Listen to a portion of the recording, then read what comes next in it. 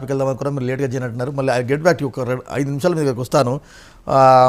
భాను భాను భానుప్రకాష్ గారు, good morning. నమస్తే. Right, ఇందాక పుల్లారావు గారు గత వారం 10 రోజుల నుంచి ఇదే విశ్లేషణ కొనసాగిస్తున్నారు. బీజేపీ అక్కడ ఒంటరిగా ఫైట్ చేయడమే బెటర్ అని. సో వీళ్ళకి పత్రిక రాసింది, బీజేపీ ఏపీలో బీజేపీ వ్యూహం ఇదే, టీడీపీ జనసేన బలంతో పాగా వేయడమే లక్ష్యం, గెలిస్తే చంద్రబాబు దిగుతారు, ఓడిపోతే వైసీపీ మద్దతు పొందుతారు. ఇది మీ దురాశ అని. వెంకటన్న, మీకు పుల్లరావణకి వాసనకి నమస్కారాలు. రాజకీయాల్లో ఎలా ఉంటుందంటేనా, number game, central party number game ఆలోచిస్తుంది. రాష్ట్రంలోనే మేము ఖచ్చితంగా ఎదగాలని చెప్పి మేము కూడా కోరుకుంటాం. పుల్లారావణ చెప్పారు, ఇట్లా మరిగా పోటీ చేస్తే ఓట్ల శాతం గణనీయంగా పెరిగే అవకాశం ఉందని. ఖచ్చితంగా పెరిగే అవకాశం ఉందని. ఆంధ్రప్రదేశ్లో ఈరోజు ఎలా ఉందంటే, మేము సంస్థాగతంగా భారతీయ జనతా పార్టీని పూర్తి స్థాయి నుంచి బలోపేతం చేసుకుంటూ ముందుకు పోతున్నాం.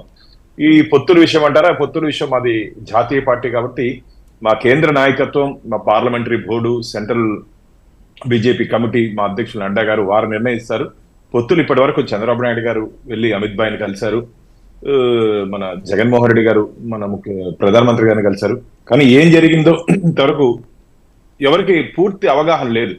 ఎవరేం మాట్లాడారు, ఏం జరుగుతుందో పూర్తి అవగాహన లేదు. మా పెద్దలు నిర్ణయం తీసుకున్న తర్వాత పొత్తులపై మేము స్పందించే అవకాశం ఉంది. కానీ ఆంధ్రప్రదేశ్ లో మాత్రం ఈరోజు ఈ ప్రజా వ్యతిరేక విధానాలు అవలంబిస్తున్నటువంటి ప్రభుత్వానికి వ్యతిరేకంగా ఓటేయాలని చెప్పి ఆంధ్రప్రదేశ్ ప్రజలు సిద్ధంగా ఉన్నారు.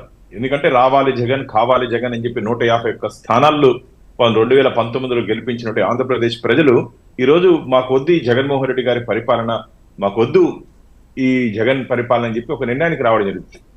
నిన్న వైవి సుబ్బారెడ్డి గారు మాట్లాడుతూ గతంలో అమరావతి రాజధానిగా ఒప్పుకున్నారు. మీరే మాట్లాడుతున్నారు. ఓకే, రైట్ రైట్, మాట్లాడండి ప్లీజ్. కానీ నిన్న తిరిగి హైదరాబాద్ ఉమ్మడి రాజధానికి ఇంకో దాని సమయాన్ని ఎక్స్టెండ్ చేయాలని చెప్పి ఏందన్న అసలు ఏం జరుగుతుంది ఆంధ్రప్రదేశ్ లో? ఆంధ్రప్రదేశ్ లో ఈ 4.5 సంవత్సరాలు ఏం జరిగిందంటే, అన్నపూర్ణ ప్రదేశ్ గా ఉన్నటువంటి ఆంధ్రప్రదేశ్ ని అవినీతి ప్రదేశ్ గా, అరాచక ప్రదేశ్ గా, అప్పుల ప్రదేశ్ గా, పూర్తిగా ఈ రోజు ఆంధ్రప్రదేశ్ ని ఒక అంధకార ప్రదేశ్ గా మార్చినటువంటి ఘనత ఈ రాష్ట్ర ప్రభుత్వాన్ని. అప్పులు తప్ప అభివృద్ధి లేని ఆంధ్రప్రదేశ్ లో ఈరోజు ఆంధ్రప్రదేశ్ రాష్ట్ర ప్రజలున్నాం. కాబట్టి భారతీయ జనతా పార్టీ మేము సంస్థాగతంగా ఇప్పటికే 25 పార్లమెంటు జిల్లాల్లో కార్యాలయాలు ఓపెన్ చేసుకోవడం జరిగింది. రాబో రోజుల్లో 175 అసెంబ్లీల్లో కూడా మేము పార్లమెంట్ కార్యాలయాల్ని ప్రారంభించబోతున్నాం. 21వ తేదీ నుంచి ప్రజాపోర్, అంటే రాష్ట్ర ప్రభుత్వం అవలంబించినటువంటి ఈ ప్రజా వ్యతిరేక విధానాల మీద 175 అసెంబ్లీలో ప్రజాపోర్ కార్యక్రమం, ఒక్కొక్క అసెంబ్లీలో 50 సమావేశాలు జరిగేటట్టు. భానుప్రకాష్ గారు, ఒక చిన్న డౌటే కాదు, అందరికీ ఓపెన్గా సీక్రెట్, అందరూ ఓపెన్గా చెప్తున్నారు. పుల్లారావు లాంటి పెద్దలు, మా వాసు వాళ్ళు, అంటే ఆంధ్రప్రదేశ్లో మీకు ఒక సీటు ఉండదు, ఒక సీటు గెలరు, కానీ వైసీపీ మీ కంట్రోల్లో ఉంటుంది, టీడీపీ మీ కంట్రోల్లో ఉంటుంది. అదేమాయో అర్థం కాదు అన్న. రాష్ట్ర ప్రభుత్వాలకి మళ్ళీ చెప్తున్నా, రాష్ట్ర ప్రభుత్వాలకి కేంద్ర ప్రభుత్వానికి ఏ విధమైనటువంటి సంబంధాలు ఉన్నాయో ఆ విధమైన సంబంధాలు మాత్రమే ఆంధ్రప్రదేశ్ రాష్ట్ర ప్రభుత్వంతో కేంద్ర ప్రభుత్వానికి ఉంది. దేశ ప్రయోజనాల కోసం తీసుకున్నటువంటి నిర్ణయాల మీద వాళ్ళు పార్లమెంట్ లో, రాజ్యసభలో, లోక్సభలో ఓటేశారు.